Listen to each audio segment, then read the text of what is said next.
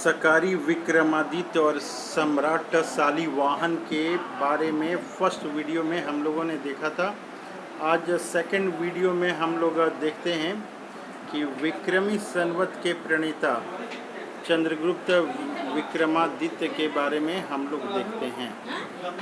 विक्रमी संवत के प्रणेता चंद्रगुप्त विक्रमादित्य के बारे में हम लोग देख रहे हैं।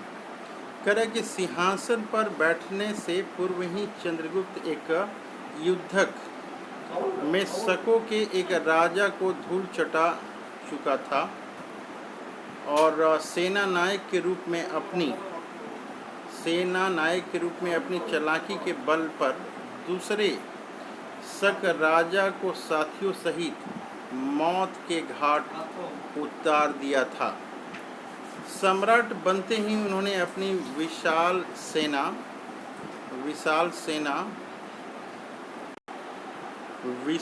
सेना लेकर मालवा, गुजरात व उत्तर की ओर चढ़ाई कर दी। उज्जैन पर अभी भी शकों का राज्य था। विदेशी शत्रु कांटे की तरह खटक रहा था।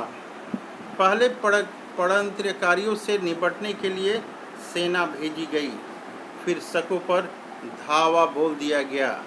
उनकी राजधानी में भयंकर युद्ध हुआ। आगे बता रहा है कि 7,000 शक सैनिक मौत के घाट उतार दिए गए। कितने सैनिक उतार दिए गए? 7,000 सैनिक जो है मौत के घाट उतार दिए गए। दूसरा युद्ध मथुरा में हुआ। दूसरा युद्ध कहाँ हुआ? मथुरा में हुआ। शक वहाँ भी न टिक सके। अंतिम युद्ध सिंधु व झेलम नदी के संगम पर हुआ। अंतिम युद्ध कहाँ हुआ? सिंधु व झेलम नदी के संगम पर हुआ। शकों के हौसले पस्त हो गए। शकों के हौसले क्या हो गए? पस्त हो गए। उनके बचे खुचे राज्य मिट्टी में मिला दिए गए। उनके बचे खुचे राज्य का क्या हो गया? राज्य को मिट्टी में मिला दिए गए। राजा मार डाले गए और भविष्य में कभी सिर न उठाने का वचन देकर उन्हें प्राणों की भिक्षा मिल सकी। संपूर्ण भारत सम्राट चंद्रगुप्त की जय जयकार कर उठा। युद्ध में विजय प्राप्त करके जब वे उज्जैन पधारे तो मानो सारा राज्य उनके स्वागत के लिए उमड़ पड़ा था। देश के कोने में उनकी धाक जम गई थी। प्रयाग में महर्षि वात्सल्य भारद्वाज की अध्यक्षता में होने वाली धर्म सभा में उनको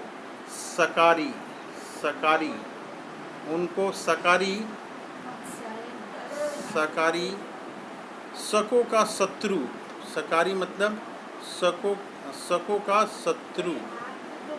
का शत्रु विक्रमादित्य की उपाधि दी गई। किस चीज़ की उपाधि दी गई? विक्रमादित्य की उपाधि दी गई। इस महापुरुष का नाम सदैव के लिए अमर बना देने के लिए उसी समय से नवीन संवत प्रारंभ किया गया। ये संवत प्रारंभ किया गया। उन्हीं के नाम पर आज भी उन्हें विक्रम संवत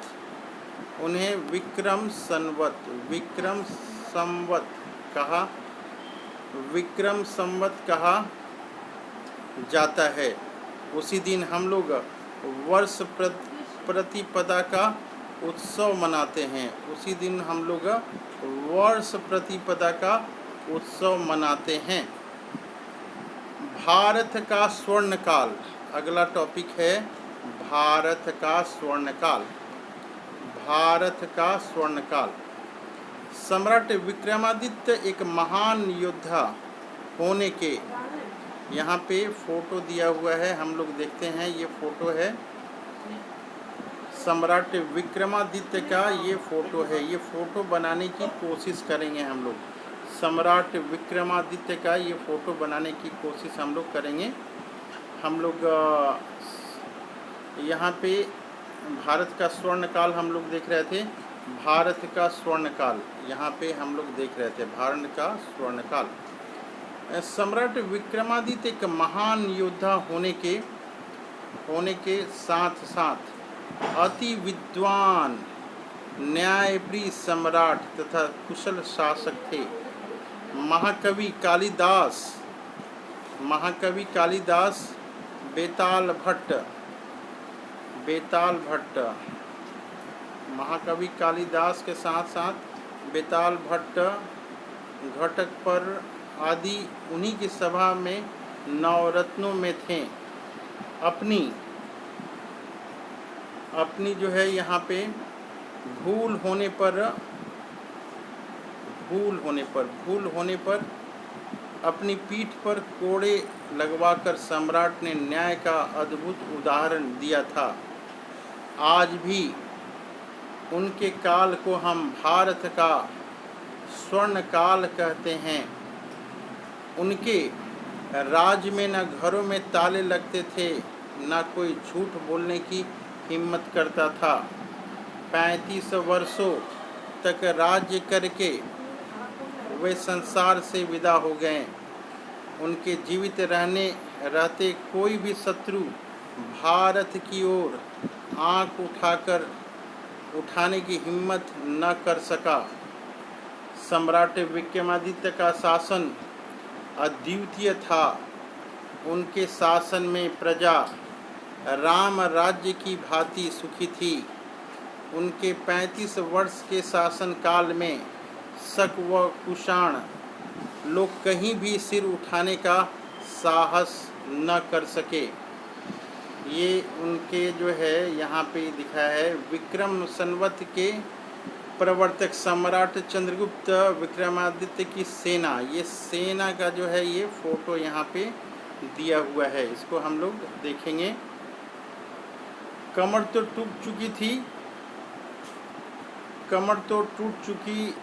टूट ही चुकी थी, परंतु आशा अभी शेष था। नियत उनकी साफ न थी।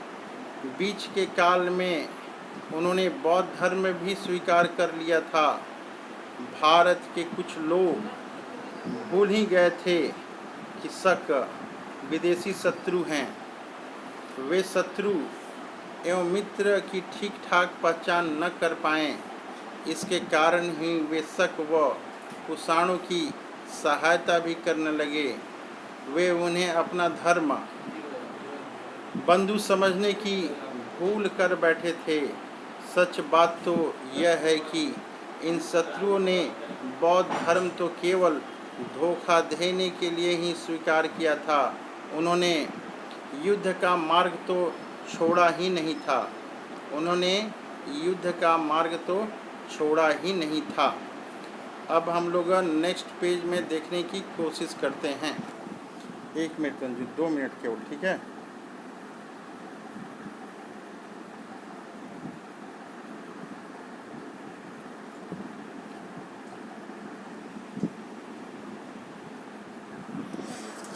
बस केवल लास्ट पेज है ये।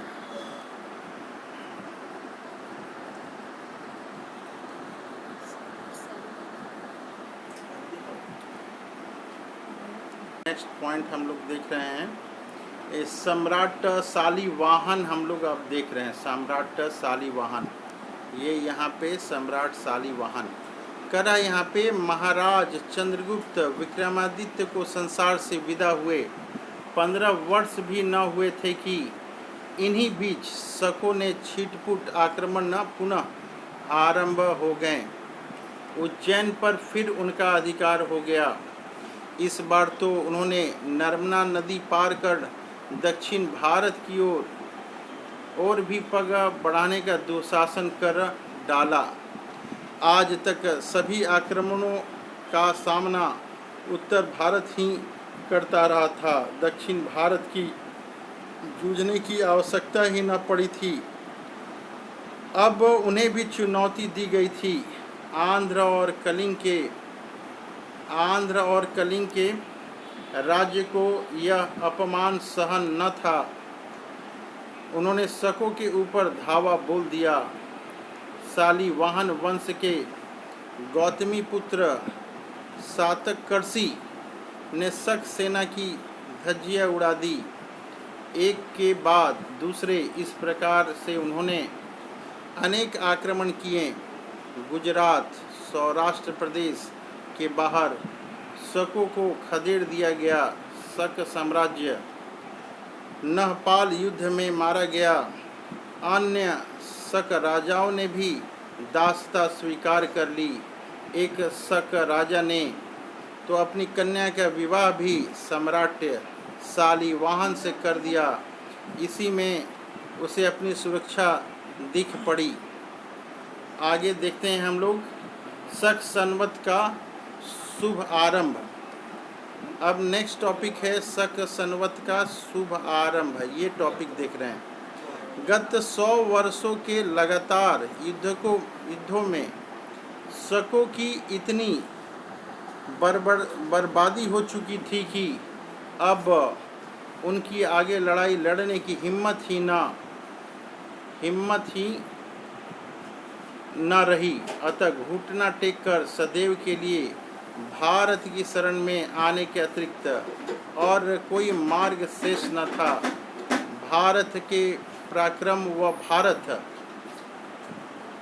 भारत की संस्कृति का वे मन ही मन लोहा मान चुके थे। अतः उनके राजघरानों ने तलवार फेंक कर वैदिक धर्म स्वीकार कर लिया। संस्कृत को अपनी भाषा मान लिया। धीरे धीरे उनके विचार भी बदल गए। शक और कुषाण के रूप में आई शत्रु शक्ति भारतीय संस्कृति में आत्मसात हो गई। आज उनका अलग से नाम लेने वाला एक भी आदमी अपने देश में नहीं मिलता। शत्रु